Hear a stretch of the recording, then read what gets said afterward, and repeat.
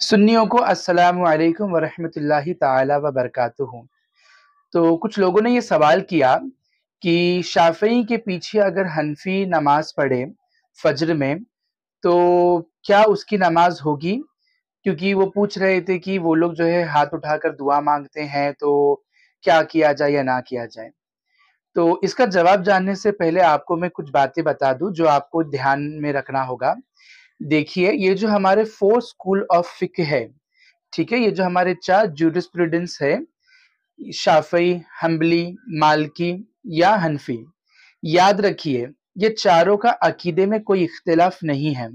अल्लाह ताला के बारे में क्या अकीदा रखना चाहिए, नबूवत के बारे में, हुजूर की ज़ात के बारे में, वलियों के बारे में, इस तरह इनका जो है ना अकीदे के चैप्टर में कोई भी डिफरेंस नहीं होता। यानी ये अकीदे के मामले में सारे सेम होते हैं। डिफरेंस है फुरूई मसाइल में, यानी ये समझ लीजिए कि जो रोजमर्रा हम मसाइल फेस करते हैं उसमें डिफरेंस होता है, और ये डिफरेंस का बेस भी कुरान और हदीस होता है। जैसे फॉर एग्जाम्पल, इमाम मालिक हाथ उठाएंगे लेकिन हाथ बांधते ही नहीं, क्योंकि उनके नजदीक हाथ बांधना ज़ईफ है। इमाम शाफी आपको जो है अपनी दलील दिखा कर कहेंगे कि ये नाफ के ऊपर बांधना ये सही है। और इन सबके इमाम और इमामों के इमामुल अइम्मा यानी हमारे इमाम आजम अबू हनीफा नोमान इब्न साबित रदी अल्लाह ताला अन्हु, उन्होंने ये कहा कि नहीं बांधो, लेकिन नाफ के नीचे बांधो। यानी हमारे इमाम वो है कि बाकी सब भी जिनको इमाम मानते हैं। तो इन सबके पास है ना अपने दलाइल होते हैं कुरान और हदीस से, ठीक है? और मुज्तहिदीन, मुहद्दिसीन, इनकी हर एक चीज की अपनी अपनी इस्तिलाह और इनके अपने एक रूल्स होते हैं जिनकी बेसिस पे वो एक हदीस को जो है डिसाइड करते हैं और उससे जो है हदीस और कुरान से मसाइल निकालते हैं, ठीक है? अब मुज्तहिद वो होता है कि जो एक्सपर्ट हो इस्लाम की हर साइंसेस ऑफ नॉलेज में, यानी उसको इस्लाम का ग्रामर अच्छा आता हो, कुरान हदीस का खूब जानने वाला हो, रावियों के बारे में उसको अच्छे से मसला पता होता है, उनके बारे में वो सब कुछ जाने, इस तरीके की उनकी नॉलेज बड़ी एक्सपर्ट होती है, तो वो मुज्तहिद होते हैं। तो अब देखिए, अ, इसी तरह से क्योंकि मैंने कहा कि फुरूई मसाइल में इख्तिलाफ होता है, तो शवाफे यानी शाफियों के यहाँ ये है कि क्योंकि कुरान में आया है वुजू के बारे में सूरह माइदा में कि सर का मसआ करो, तो शवाफी अपना जो है बस पानी लेते हैं, अगर यूं अपने सर पे फेर दिया तो वो कहते हैं कि हमारा वजू हो गया। लेकिन हम हनफियों का ये है कि हमारे यहाँ पे चौथाई सर का मसा करना ये फर्ज है, तो अगर चौथाई सर का मसा नहीं करा तो उसका वजू ही नहीं होगा, तो अब जब वजू ही नहीं होगा तो उसकी नमाज ही नहीं होगी। इस तरह की से यहाँ पे ये इख्तिलाफ है, ये बात आप ध्यान रखिए। और अब चलिए उस मसले की तरफ कि अगर कोई हनफी शाफी इमाम के पीछे फजर की नमाज पढ़े तो जब वो लोग दुआ पढ़ते हैं तो हम क्या करें, ठीक है? देखिए वो लोग क्या करते हैं, उनके यहाँ पे ये है कि जब वो लोग दूसरी रकात का रुकू करते हैं तो खड़े होके हाथ उठा के दुआए कुनूत पढ़ते हैं। अब हनफी क्या करे, तो इसमें है ना 4-5 चीजें हैं जो आपको ध्यान में रखनी है। पहला तो ये कि आपको मालूम है कि ये जो शाफी इमाम है वो तहारत के मसाइल में, जैसे फॉर एग्जाम्पल ये वजू का ही मसला आप ले लीजिए, वो हनफी तरीके की रियायत नहीं करता, यानी वो अपना तरीका फॉलो करता है, हनफियों का तरीका फॉलो नहीं करता, तो उसके पीछे हनफी की नमाज शुरू ही नहीं होगी बल्कि बातिल हो जाएगी। अगर वो पढ़ा तो उसकी नमाज ही नहीं हुई, ठीक है?